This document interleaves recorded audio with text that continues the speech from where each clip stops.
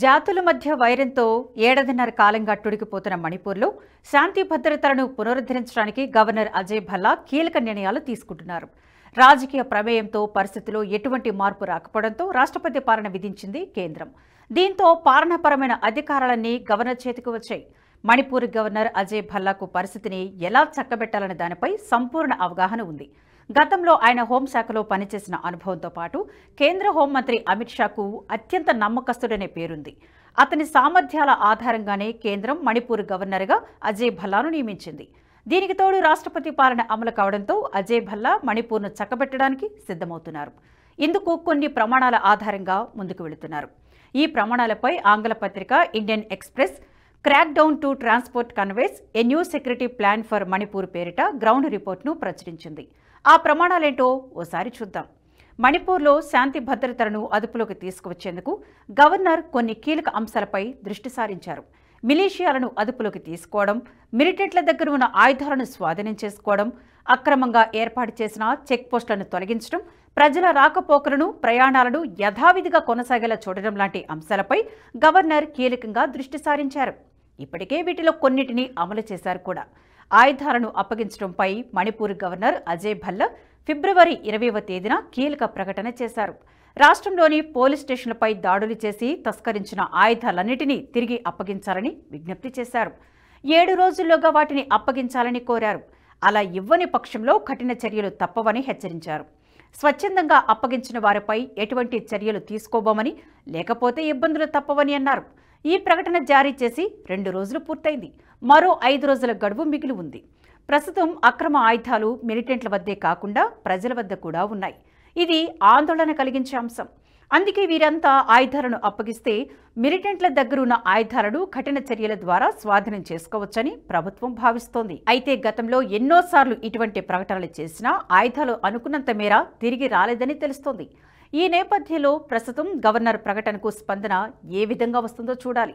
మిలీషియాలను అదుపులోకి తీసుకోవడం పైన గవర్నర్ ప్రత్యేకంగా దృష్టి సారించారు. ప్రస్తుతం మణిపూర్లో 5కు పైగా మిలిటెన్సీ గ్రూపులు హింసకు పాల్పడుతున్నాయి. వీటిలో People's Liberation Army, the United National Liberation Front and the Kangleipak Communist Party, other groups include the Kuki National Front and the Kuki National Army సంస్థలు కీలకంగా పనిచేస్తున్నాయి. ఈ తీవ్రవాద సంస్థల దగ్గర భారీగా మందుగుండు సామాగ్రి అందుబాటులో ఉంది. తుపాకులు, స్నైపర్లు వీరి వద్ద ఉన్నాయి. అంతేకాదు గతంలో పోలీస్ స్టేషన్పై దాడులు చేసి కూడా కొన్ని ఆయుధాలు స్వాధీనం చేసుకున్నాయి. వీటికి తోడు మయన్మార్ సరిహద్దుల నుంచి ఈ సంస్థలు ఆయుధాలు అందుకుంటున్నట్లు అర్థమవుతుంది. దీనివల్ల ఈ సంస్థలు మణిపూర్లో అల్లర్లకు పాల్పడుతున్నాయి. అంతేకాదు వీటికి నల్లమందు పంట ప్రధాన ఆదాయ వనరుగా ఉంది. ముఖ్యంగా కుకీల జనాభా ఎక్కువగా ఉండే కొండ ప్రాంతాల్లో నల్లమందు సాగు అధికంగా ఉంది. ఈ మిలిటెన్సీ సంస్థలు అక్రమంగా నల్లమందు సాగు చేస్తున్నాయి. దీని ద్వారా పెద్ద ఎత్తున ధనాన్ని ఆర్జిస్తున్నాయి. దీనిపై గతంలో బీరేన్ సింగ్ ప్రభుత్వం ఉక్కుపాదం మోపిన ఈ సంస్థల ఆధిపత్యం ఉన్న ప్రాంతాల్లో పూర్తిగా నాశనం చేయలేకపోయింది. ప్రస్తుతం అజయ్ భల్లా ఈ నల్లమందు సాగుపై దృష్టి సారిస్తూనే మిలిటెంట్ సంస్థలపై ఉక్కుపాదం మోపుతున్నారు. ఇక ప్రస్తుతం మణిపూర్ను వేధిస్తున్న అతిపెద్ద సమస్య రాకపోకలకు కలుగుతున్న అంతరాయమే. మణిపూర్లో భౌగోళికంగా కుకీలు కొండ ప్రాంతాల్లో నివసిస్తూ ఉంటారు. మెయితీలు లోయ ప్రాంతంలో నివసిస్తారు. ఇంఫాల్ లోయ చుట్టూ కుకీలే నివసిస్తూ ఉంటారు. వీరు అధికారికంగా గిరిజనులు కాబట్టి కొండ ప్రాంతంలోని అడవుల్లో నివసించేందుకు వీలు కలుగుతుంది. మెయితీలకు ఇప్పటి వరకు గిరిజన హోదా లేకపోవడంతో వీరు లోయలో మాత్రమే నివసించాల్సి వస్తుంది. అయితే లోయ నుంచి ఇతర రాష్ట్రాలకు వెళ్లాలన్నా సరుకు రవాణా కుకీల ఆధిపత్యం ఉండే అటవీ ప్రాంతం నుంచే ఎక్కువగా జరుగుతోంది. కానీ మణిపూర్లో అల్లర్లు చెలరేగినప్పటి నుంచి మెయితీలకు చెందిన సరుకు రవాణా జరగకుండా కుకీ మిలిటెంట్లు అడ్డుకుంటున్నారు. ఇందుకోసం పెద్ద ఎత్తున అక్రమ చెక్ పోస్టులను ఏర్పాటు చేశారు. మెయితీలకు సంబంధించిన వాహనాలను అనుమతించడం లేదు. దీనివల్ల ఇతర రాష్ట్రాల నుంచి వచ్చే సరుకులు మెయితీలి నివాసం ఉండే ఇంఫాల్కు చేరడం కష్టమవుతుంది. ఫలితంగా మెయితీలు అనేక ఇబ్బందులు ఎదుర్కొంటున్నారు. ప్రస్తుతం సరుకు రవాణా కోసం ఇతర రాష్ట్రాలకు ప్రయాణించడానికి విమాన సర్వీసులను ఉపయోగించుకోవాల్సి వస్తుంది. ఇలా చేయడం ద్వారా ప్రయాణ ఖర్చులు భారీగా పెరుగుతున్నాయి. తద్వారా లోయలోనూ నిత్యావసర ధరలు ఆకాశానంటాయి. ప్రస్తుతం అజయ్ భల్లా ముందున్న అతిపెద్ద సవాల్ ఇదే. ఈ సమస్యను పరిష్కరించడానికి కీలక ఆదేశాలు జారీ చేసినట్లు తెలుస్తోంది. అక్రమంగా ఏర్పాటు చేసిన చెక్ పోస్టులపై ఉక్కుపాదం మోపేందుకు సిద్ధమవుతున్నారు. స్థానికంగా ఉండే సిఆర్పీఎఫ్ బలగాలు వీటిపై ఇప్పటికే చర్యలు మొదలుపెట్టినట్లు తెలుస్తోంది. మిలిటెంట్లు ఏర్పాటు చేసిన ఈ పోస్టులను ధ్వంసం చేసుకోవడమో లేక స్వాధీనం చేసుకోవడమో చేస్తున్నాయి.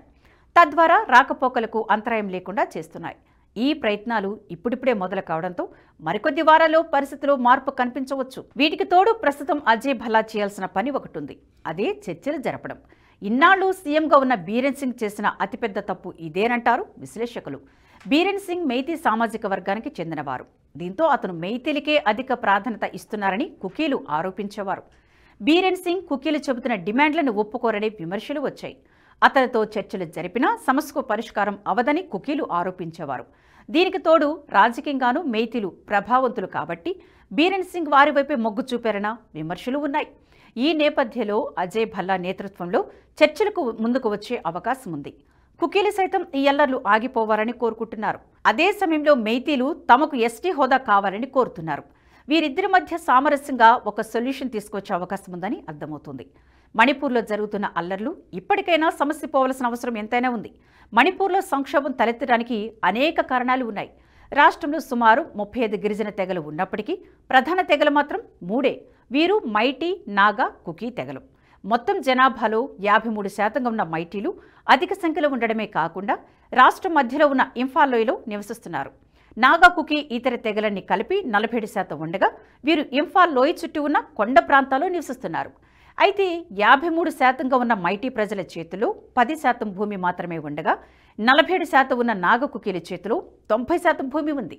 ఇంఫాల్ లోయలో తరుగుతున్న వనరులు, పెరిగిన జనాభా, నిరుద్యోగం, లోయలోకి వలసలు పెరగడం తదితర కారణాల వల్ల మైటీలు కొండ ప్రాంతాలకు విస్తరించాలని అనుకుంటున్నారు. కానీ ప్రస్తుత చట్టాల ప్రకారం ఎస్టీ హోదా ఉన్నవారే కొండ ప్రాంతాల్లో భూములు కొనుగోలు చేయాలి.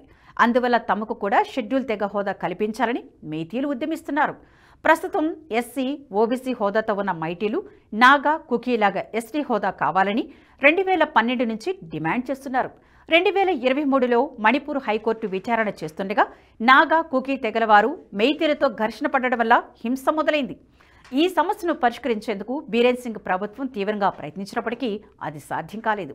దాదాపు 20 నెలలుగా రాష్ట్రంలో శాంతి భద్రతలు అదుపు తప్పాయి. ఇందుకు బాధ్యత వహిస్తూ బీరేన్ సింగ్ రాజీనామా చేశారు. దీంతో రాష్ట్రంలో రాష్ట్రపతి పాలన అమలు చేసింది కేంద్రం. అప్పటి నుంచి పాలనాపరమైన అధికారాలన్నీ గవర్నర్ చేతులకు వచ్చాయి. దీంతో గవర్నర్ యాక్షన్ ప్లాన్ మొదలుపెట్టారు. దీన్ని ప్రణాళికాబద్ధంగా అమలు చేస్తున్నారు. మరి ఇప్పటికైనా రాష్ట్రంలో శాంతి భద్రతలు అదుపులోకి వస్తాయో లేదో చూడాలి. ఈ వీడియో మీకు నచ్చినట్టయితే లైక్ చేయండి, 10 మందికి షేర్ చేయండి. అలాగే కామెంట్ల రూపంలో మీ అభిప్రాయాలను మాతో పంచుకోండి. Nationalist hub group of channels ను సబ్స్క్రైబ్ చేసుకుని తెలుగునాట జాతీయవాద జర్నలిజాన్ని ప్రోత్సహించండి. ఈ వీడియో కింద ఉన్న బెల్ ఐకాన్ పై క్లిక్ చేయడం మర్చిపోవద్దు.